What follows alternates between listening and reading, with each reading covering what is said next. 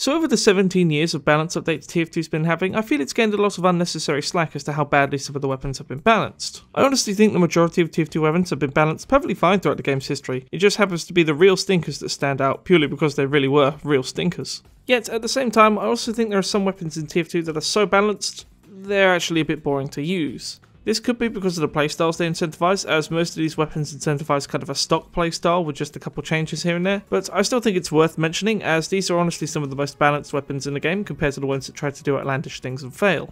So in this video I'm going to be going over a few weapons that I think are just so balanced they're actually a little bit boring to use. And whilst it matters, I'm also going to give my opinions as to whether I think they're closer to being underpowered or overpowered, as no one sits on the spectrum perfectly. Bear in mind that the list you're about to see is just my opinion, and you may disagree. However, please also bear in mind that my opinion is not just rooted in personal experience, but also research across the net and a statistical analysis of how these weapons function in game. But with that all being said, please subscribe if you want to see more of this kind of content, and I think we'll just get into it.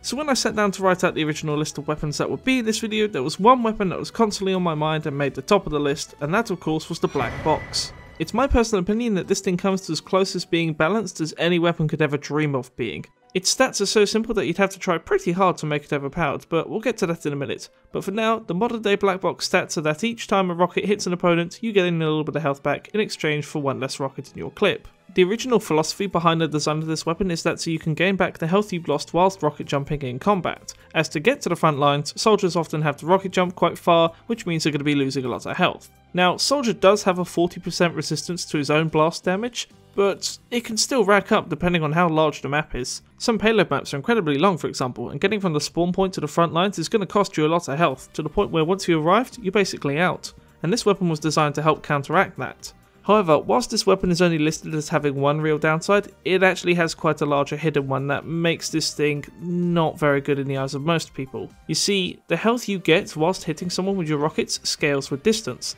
The closer you are to them, the more health you'll be getting. This sounds fine or maybe reasonable on paper, until you realise the majority of the health you're going to be getting back in battle is probably below 20.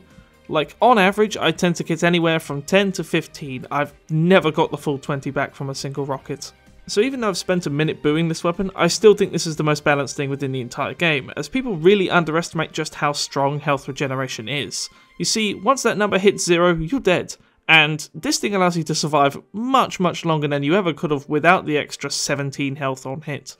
Its kit synergy is just fantastic. The extra gaining of the health in exchange for one less rocket just makes sense, and I honestly think it works out pretty well in practice too. One less rocket in the clip doesn't just equal less damage, it does also equal less escape opportunities, as you'll be spending less time in battle as you have to conserve your rockets more. But then again, that in exchange for survivability I think is well worth it.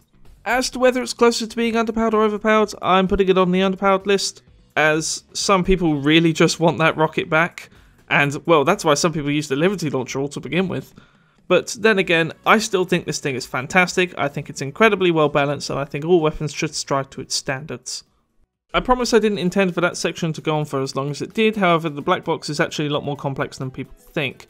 Anyway, let's talk about the Hitmans Heatmaker now. So this was a weapon nobody had a problem with before the bots started coming. Its design rewards skillful snipers and punishes those who are bad, and well, once you have perfect aim, that all entirely goes out the window. But anyway, the stats of the Heatmaker are as follows. You deal 20% less damage upon body shots, but in exchange for each kill and assist you get filling the focus meter. Once the focus meter has any amount of charge in it, you can press the reload key in order to activate your focus mode. Once focus mode is activated, you gain a 25% faster firing speed and you're able to shoot without unscoping. The stats of this weapon can be confusing to those who don't know how it works, however it's actually very simple once you get to understand it. So any kill or assist you get fills the focus meter by a little bit, and once the focus meter has any amount of charge in it, you can activate it. It doesn't have to be full. The focus mode on this weapon is one of the single most underrated things within the entirety of this game. A 25% faster firing speed on a weapon that deals 150 headshots with no penalties whatsoever is absolutely insane. However, whilst you're in focus mode, you do fire tracer rounds, meaning that you leave a line from the bullet to the target. The tracer rounds aren't the worst thing in the world, however I still think it's an incredibly important contributing factor to the overall balance of this weapon. Now, as I said earlier, this thing rewards good aim and punishes bad aim, and I think that's exactly what a sniper rifle should do. A good example of this, for example, is that a body shot with this thing will not take out a medic, one of the most important picks for the common sniper. This encourages you to actively improve your aim and go for headshots, one of the most important lessons snipers need to learn. This weapon along with the Sydney Sleeper are often recommended for newer snipers who are learning the ropes, and I couldn't agree more with that. If you're a newer sniper who wants to get better at the game, use this thing and you won't regret it. But at the same time, this thing is also fantastic in the hands of an experienced player, as someone who knows how to build and use the focus meter can devastate the enemy team. And this is why I think this thing is such a perfectly balanced weapon. If I were to put it somewhere on the scale, maybe I'd put it into overpowered? I'm not really too sure. I'm really on the fence with this one. It's not as easy as with the black box. But let me know down below what you'd think. But regardless, I love the Hitmans Heatmaker and I think it's a massively underrated weapon.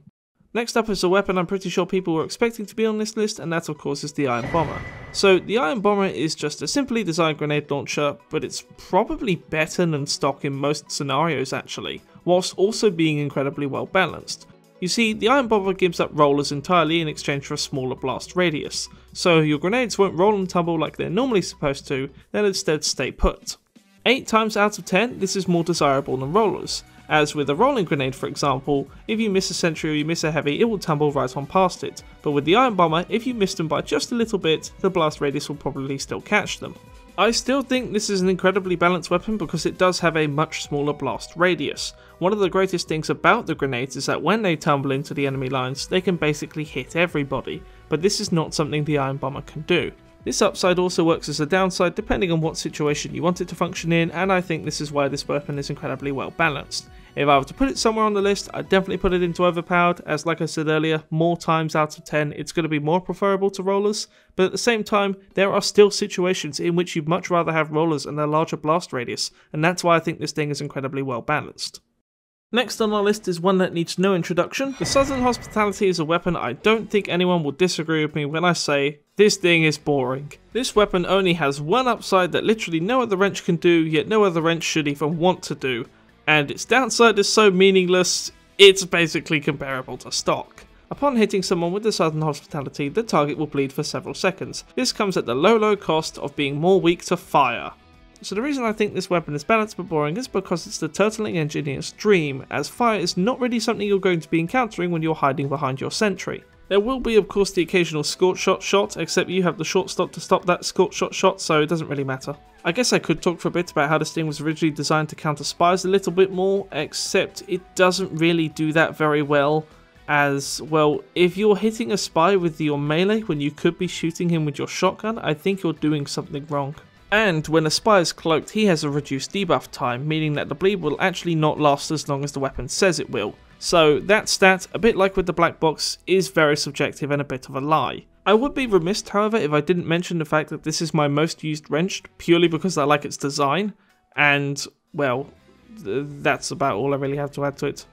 Anyway, I think this thing is very well balanced. I think if I were to put it on the list, it would be an underpowered 100%, purely because its upside is made entirely redundant by your primary weapon, but then again, I also don't think its downside is very strong either.